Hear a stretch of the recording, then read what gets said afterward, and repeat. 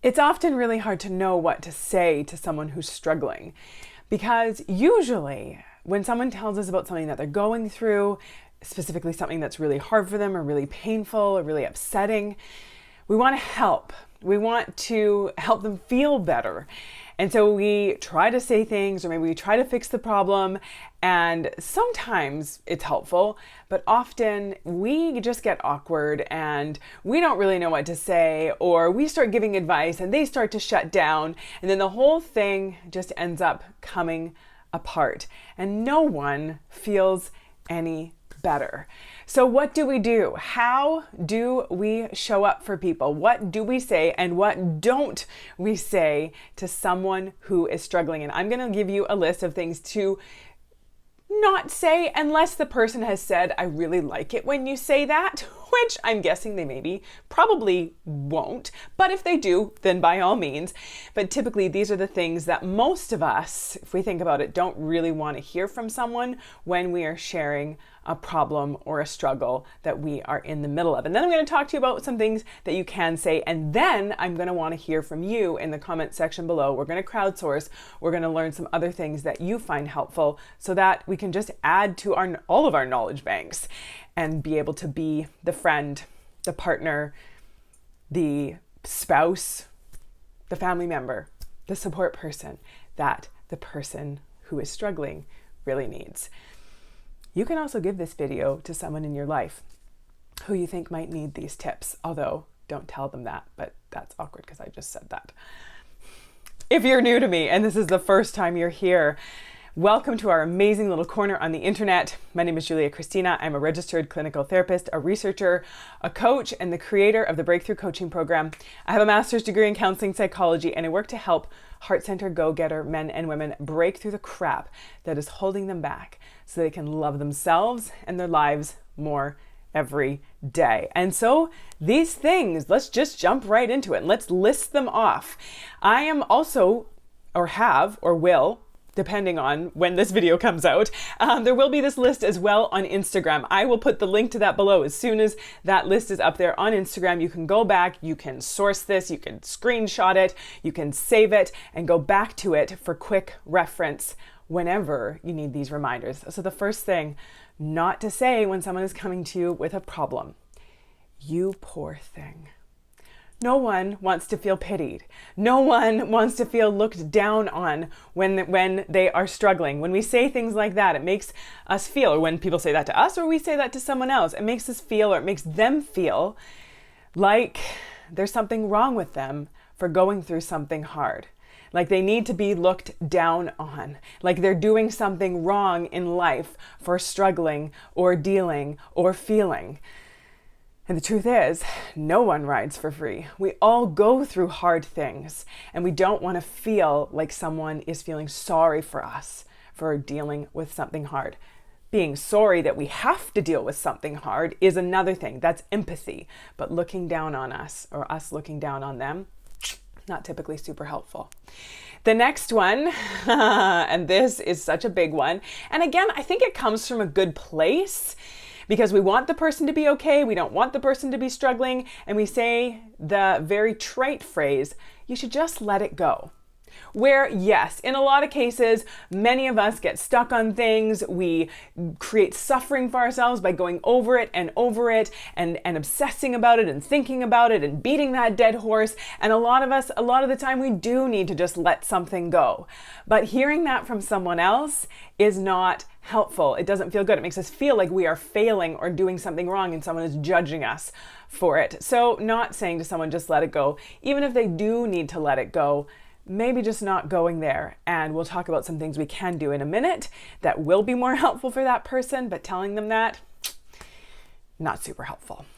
The next one, anytime we start the sentence with, you should just do this, you should just do that, you should just get out and do something to take your mind off things, or you should just not worry about it, or you should just tell that person that you're done with however they're treating you. Like giving advice and pushing that on someone There is a time and place for offering suggestions, but it's not all the time and it's not everywhere. So saying things like you should just, and of course, again, it comes from a good place. We want to help the person solve their problem. We want to tell them what they should do so that they cannot struggle, but it's not typically what people want to hear when they come to us with their problems. And when we think about it, it's typically not what we want to hear when we go to someone and we're talking about something that we're dealing with or struggling with, and then they go into problem solving mode for us. We'll talk about what we really do want 99% of the time in just a minute, like I said. Another thing that's not helpful to say, it could be worse. Blah. Or so many other people have it so much worse. Again, blah. Not helpful. Of course, other people have it worse. But if the only way we were ever allowed to struggle with anything is if we had it worse than any and every other person in the universe, then we would never be allowed to struggle.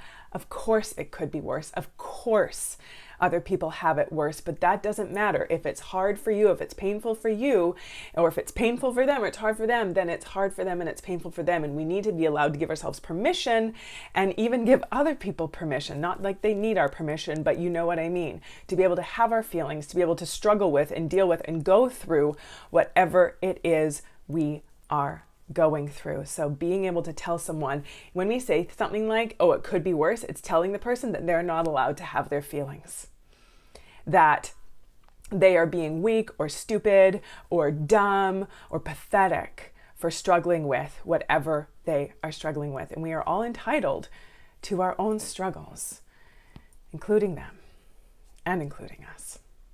The next thing, and this one is a big one, especially in this era of gratitude, which, don't get me wrong, I am a huge fan of gratitude. I practice gratitude and I'm intentional about gratitude every single day and try to be as much as possible to just stop and take a minute and reflect on everything that I am grateful for. The small things, the smallest things in the world, like running water and a warm bed to sleep in and the laughter of my children. Not super grateful for the fighting of my children, but I am still grateful for the fighting of my children because that's what children do. And if they weren't fighting, it would mean I didn't have children. So a little bit of a tangent there, but telling someone that when they come to you with a problem, something they're struggling with, something they're finding really hard, and you tell them, oh, but you still have so much to be grateful for. Yes, they do. They absolutely do still have so much to be grateful for.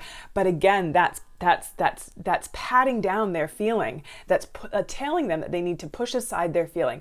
And when someone says that to us, it makes us feel like, oh, I guess I shouldn't be upset about this. I guess I'm not allowed to be struggling with this. But we are. Telling ourselves or telling someone else in overtly or kind of subtly in these ways that you're not allowed to be struggling isn't helpful, because we are struggling and you know it and they know it. The last time you were struggling and you told yourself, just stop struggling, just get over this, just don't be upset about it, just stop thinking about it, just stop being upset about it. How well did that work? It didn't work because it doesn't work.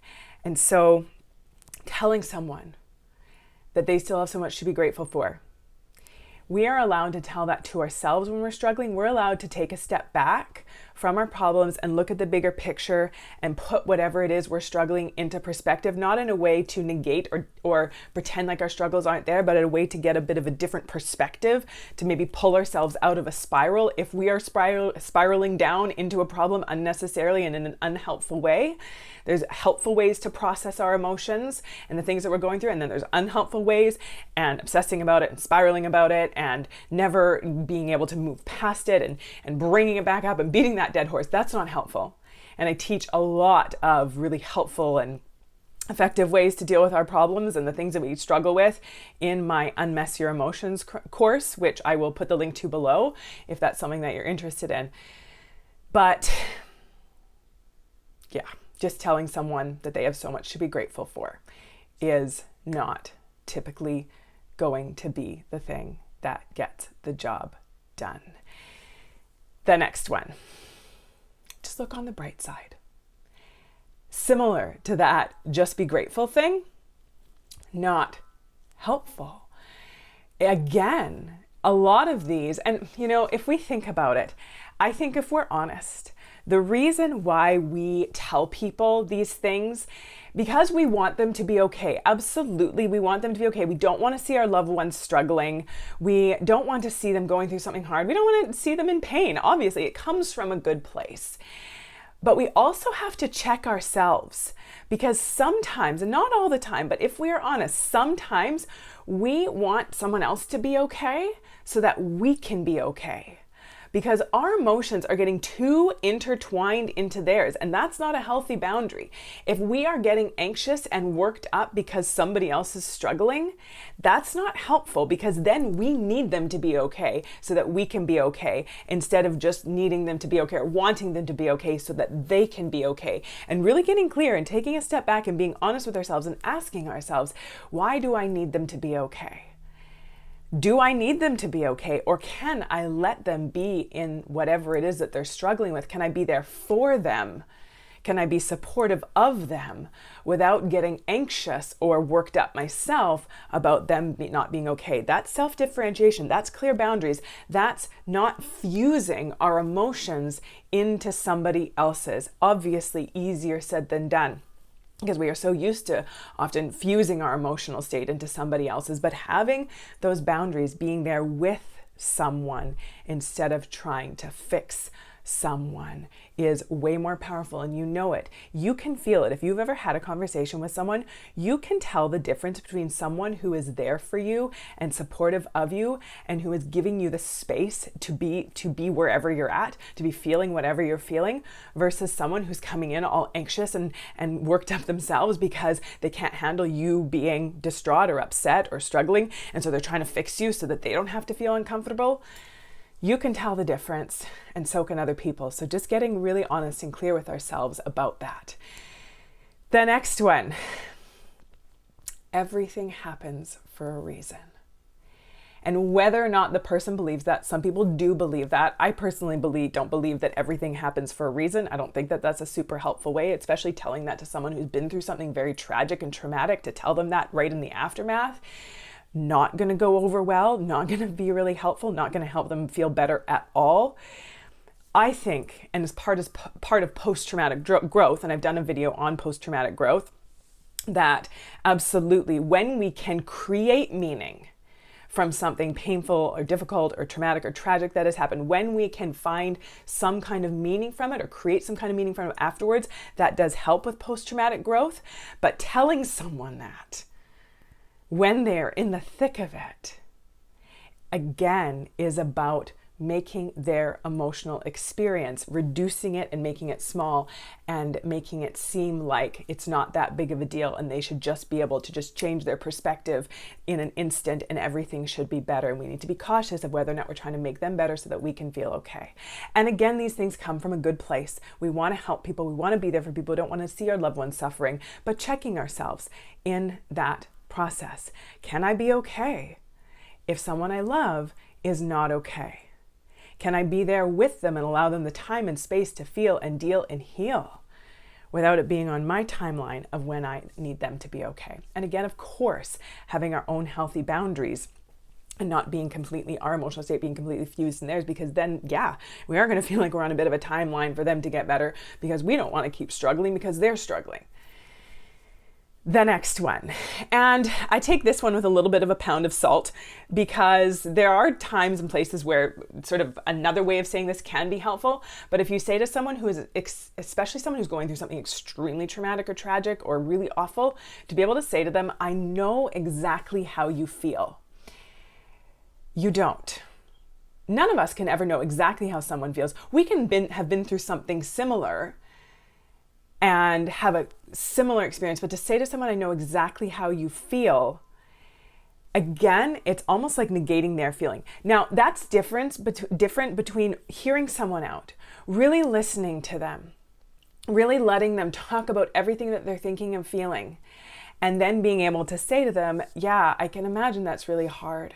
I went through something similar and it was really painful. And so I can imagine how incredibly painful this is for you right now. Bringing it back to them. So using our own sort of point of reference to connect with them, but not to kind of steal their thunder. And if you've ever been in a conversation like that with someone where you're talking about something and you're sharing about something that you're really struggling with or something that was really hard for you, and the person's like, oh my gosh, I know exactly what you mean. Last week, this guy or this person at work was being so rude and they said this thing to me, and I was like, who actually said so? And then all of a sudden they make the conversation all about them, and you're like, okay, thanks for listening. I don't think people intend to do it. I think we get so caught up in our own stuff that we kind of, forget about the other person's, but often being a good listener is incredibly valuable for all of us. Of course, we all need time to talk and to share, but we all also need to be able to be there for other people, to be able to listen to other people as well. So that's our list.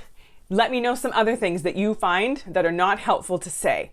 I would love to hear that in the comment section below. Things that other people have said to you, not helpful, don't make you feel better, just so that we can all know some things to try and stay away from. Put those down in the comment section below. And I know that I said that I was going to give you a list here of things that you can say, things that are typically a lot more helpful to say to someone who's struggling, but this video is already a lot longer than I was expecting. So to save you from upwards of about an hour-long talk, I'm going to save that one for next time. So the longest you'll have to wait for that next video is 7 days if you are watching this video on the day that it is released, but chances are you might be watching it afterwards, or that video is already out, so you can go straight to watching that one now. Like the video, share it out. Let us know in the comment section which one of these gave you some insight, which part of this connected with you, what resonated with you. Would love to hear that, in addition to those other things that you're going to put in the comment section about things that are not helpful for you when you're struggling, some things that other people have said to you that haven't been super helpful. Let us know so that we can all learn about what to stay away from, so we become those better, more supportive friends and family members. Subscribe to the channel. Did I say that? If you haven't already, make sure you do. The subscribe button is on one of these sides. I should get better at this. And come and join my Facebook group, goodformegroup.com, full of some of the most incredible heart-centered go-getter men and women. And again, if learning how to manage your emotions and deal with things in more helpful and healthy and effective ways when you're struggling with whatever it is something you'd like to do, make sure you check out my Unmess Your Emotions Emotional Management Crash Course. I'm going to put the link to that below as well. Thanks for being here, you all. Until next time, take good care.